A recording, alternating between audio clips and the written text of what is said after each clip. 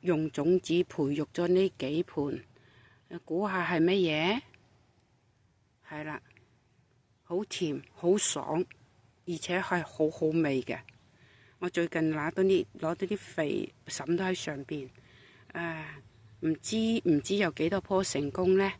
冇所謂啦，係咯，呢啲係興趣，陶冶性情，係一種心機，係啦，開估